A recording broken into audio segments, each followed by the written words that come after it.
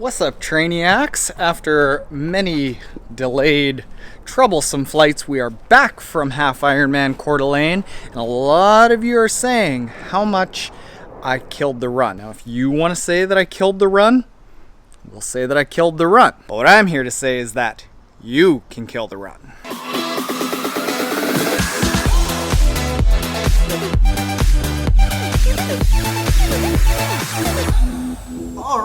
All right, Trainiacs, let's talk about that run at Half-Ironman Coeur d'Alene.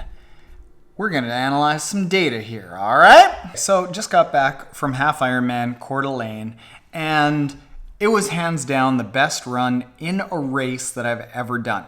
What happened was I averaged about a 4:31 per kilometer, finishing in 1:33 mid. And how I did that was I averaged about 4:15 per kilometer pace for the first about 11 or 12 kilometers, knowing that I hadn't done a run since October 29th last year of longer than 14 kilometers, so I'd probably fade towards the latter half of the race.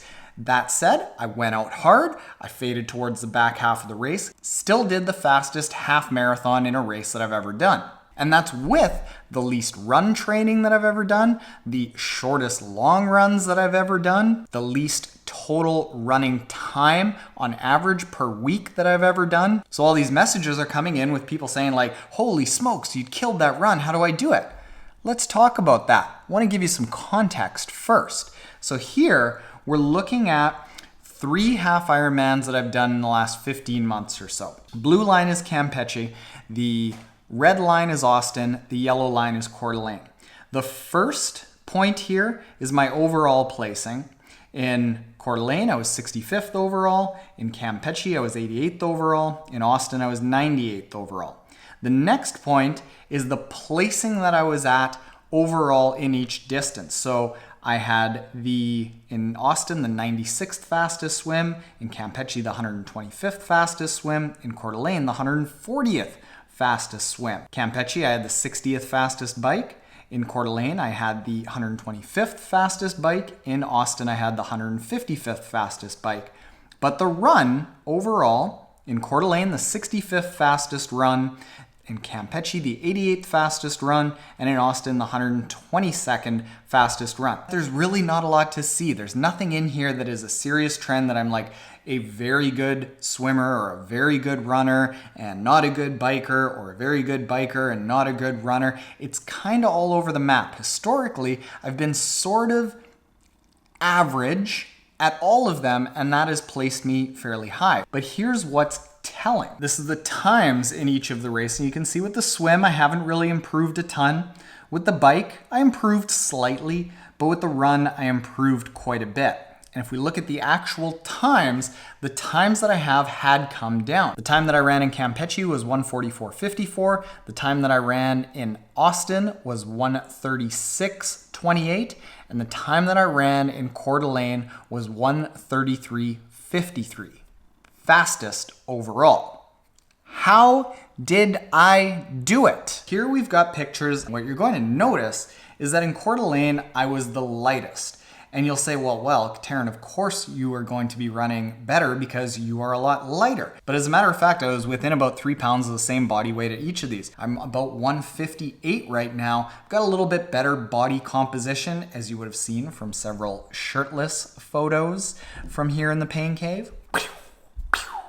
But the bigger thing is the running form. And there's 3 big keys that I can see in the pictures comparing Campeche, Austin, and Coeur d'Alene. Now first, and this is the biggest thing, I think that this is the number one reason that I am getting a little bit faster in the run. It's because I'm staying in the air longer. The longer you can push off the air and the more forcefully you can push off the ground, the faster you're going to be in the run. How I did that was with the heavy strength training that you saw me doing over the course of the winter. And you just look at these pictures. You see that at Campeche, at the most off the ground, I was just several inches off the ground. My knee also didn't have the strength to get very high. I didn't have the ability to push off very much, and I was leaning backwards. You look at Coeur d'Alene, I'm leaning forwards. I'm able to get my hip nice and opened up and pull my leg way up. And let's look at a few pictures that you'll be able to see. All there are a lot of pictures from Coeur d'Alene with both of my feet off the ground. Going through all the pictures from Campeche and Austin, there was really only 1 or 2 pictures max where both my feet off the ground. And that goes to the second thing, that I have reduced ground contact time. The amount of time that my feet are on the ground before they push off has now sped up. And the reason for that is, number 1, along with that heavy strength training, I paired in plyometrics to teach my body to spring off the ground. Secondly, you can see that my thoracic rotation, my ability to turn my upper body, is allowing me to turn and basically coil up that upper body to spring off a little bit easier. You look at these 3 photos where I'm off the ground. Campeche, I'm barely off the ground.